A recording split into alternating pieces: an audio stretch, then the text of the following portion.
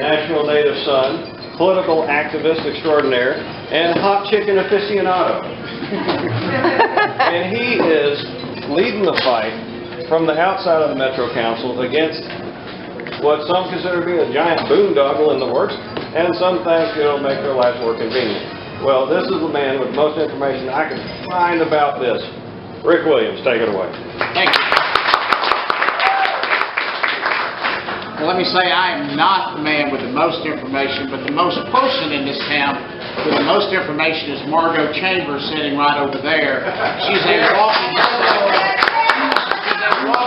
a walking encyclopedia of this.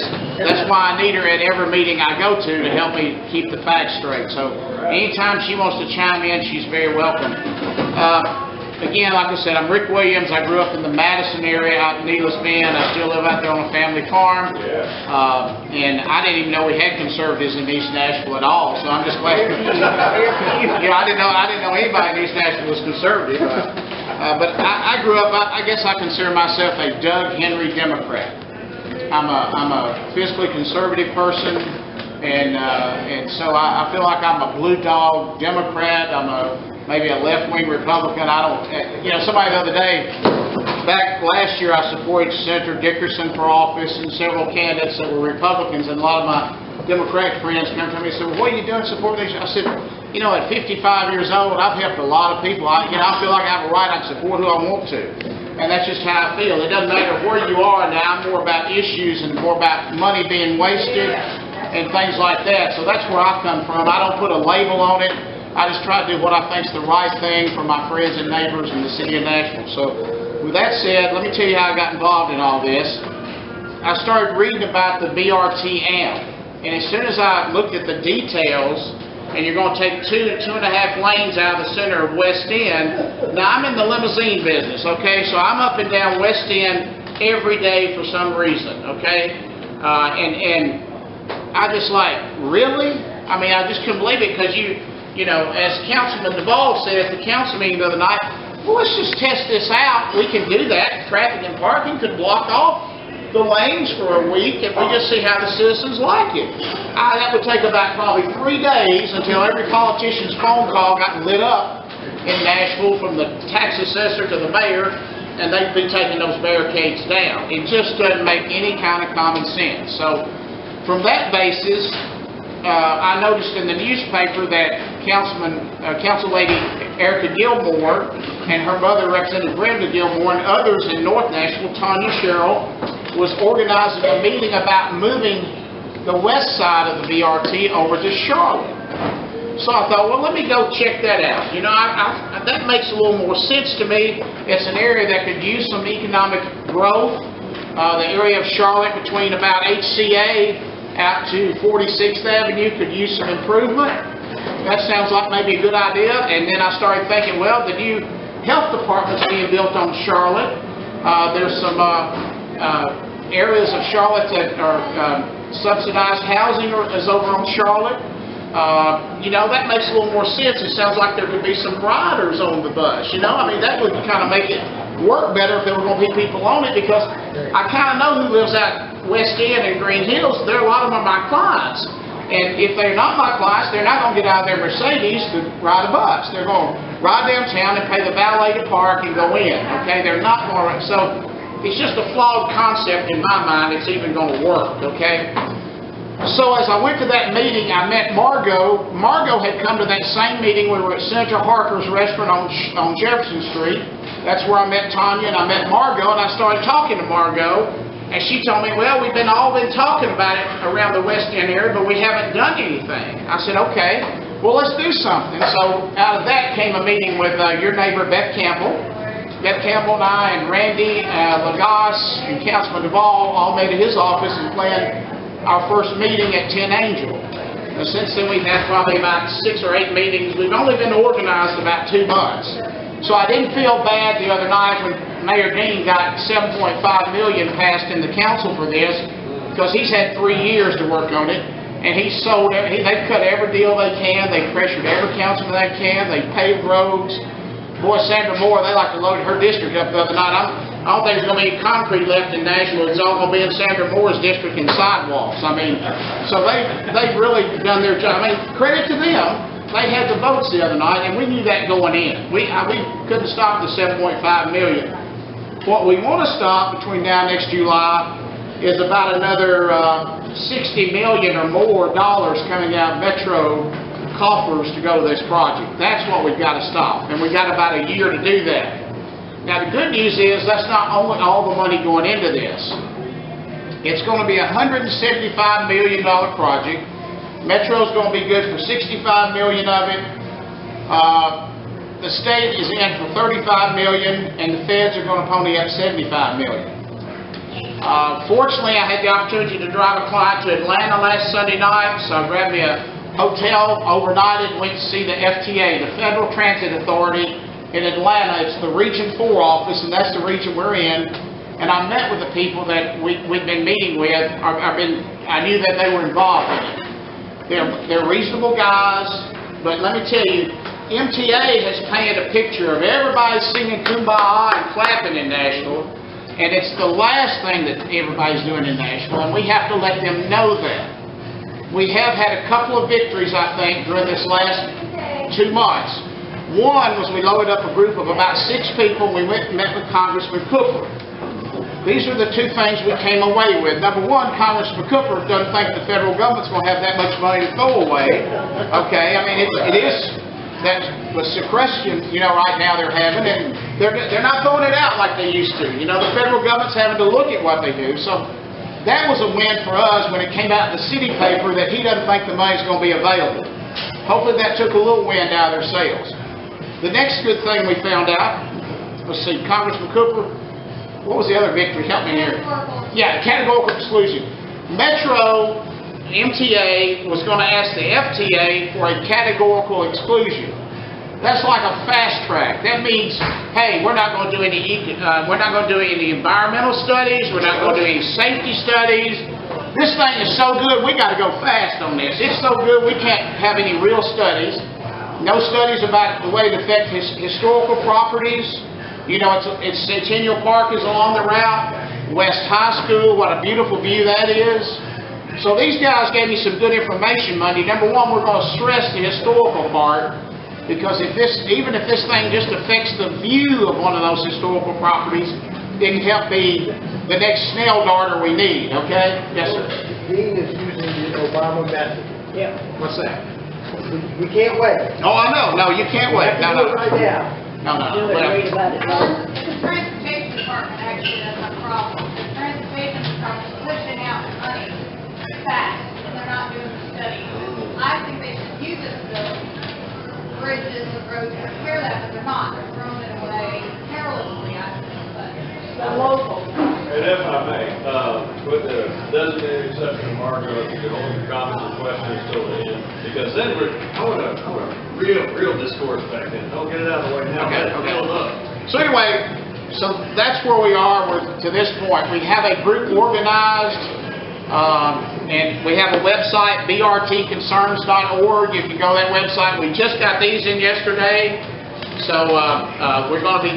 The next thing you could do to help, if you want to do something, the morning of July the 4th, Whitland Avenue has a great 4th of July event, okay? It's well attended all over Nashville. We will have these available if you'll come wear one. We'll be glad to get in touch with you, get it to you. We want to have a big crowd walking around Whitland that day at their 4th of July, because Mayor Dean's always there, and so is Jim Cooper. They're always there. Most of the neighbors on Whitland are not for this. We're going to be walking door to door in the next few days trying to get yard signs. We have yard signs that'll be here this time next week that look just like this. We're going to have the regular yard signs on the H-wires. We're going to have the 2x4s. This is a campaign. For all practical purposes, we're in a campaign war for the minds and hearts of Nashville. And we've got to convince your neighbors, everybody you talk to, just tell them what. I haven't found the first person yet. I haven't found the first one yet when I told them where it's going to be and how they're going to do it. Their eyes go, really? I mean, they've heard a good noise. They've heard, hey, we're getting mass transit. Nashville's moving forward. Everything's great. I'll give Ed Cole his due in the Transit Alliance. They have sold this, and they put a good word out there. hey, we're moving forward, we're getting mass transit. But they hadn't stopped to tell anybody what it's going to be. As soon as I explain it to someone, their eyes go, really? They give me that look like, you know. Another couple things you're going to find amazing. Most of the businesses on West End do not know this is happening, okay? 6 weeks ago, shortly after I met Margot, I was at the Exxon in Green Hills getting gas, and Lee Beeman pulls up. Beeman, you know, hey Lee, how you doing? Do you know much about the BRT? Oh, heard about it. What is it? He had no idea. They're fixing to put 2 lanes of traffic right in front of it. Nobody coming from downtown will be able to turn into his businesses because it's restricted. You can't cross this path. It's a concrete barrier. You can only turn at major intersections. So if you want to go to Beeman, you'll have to go down to maybe 17th or 18th, turn around and come back. It's good. I went in the Italian restaurant West End last night. Valentino's. I went in Valentino's last night. All their parking is valet on the street. All of it. They knew nothing about it. It's a sad case the government has not notified anybody on West End what's fixing to happen to their business. Amerigo's has all that street parking right in front. Gone. I mean, no street parking at all. You're going to have 2 and 2.5 lanes out of the center taken up. And you're still going to have the slow buses in one of those 2 lanes that run the regular routes, okay? So truly, you're only going to have 1 through route. Due to Margot's research and her filing a Federal Freedom of Information Act, okay? Because MTA would not share stuff they had filed with the federal government, she gets their own report. Guess what? The day it opens, if you drive in a car, your travel time doubles the day it opens according to their own facts. I'm not making it up. It's their own paperwork, okay? Well, as soon as we started hitting them with that, boy, they started backpedaling. Oh, well, we've had a study since then. And they rolled Murphy out that owns RPM Transportation. Oh, we've done another study. They had to because their own facts were putting them in their grave, okay? I'm not going to back up on it. I feel like the facts they filed were actual. They're only backing up now because we caught them at it. And she filed a Freedom of Information Act. I'm going to let her add in right now. What do you want to add? The extra new study still backs up considerably, and they're going to shrink the lane. They're having 2 lanes go through it, but the lanes are going to be narrower. They're still going to slow down traffic by their own new study. If you didn't hear that over the drive, the lanes, they're going to narrow the lanes that will still be there by 2 feet. That's actually pretty big when you got as much traffic as what's going on West End. Well, she brings up a good example. What about trucks? What about deliveries to all those restaurants on West End?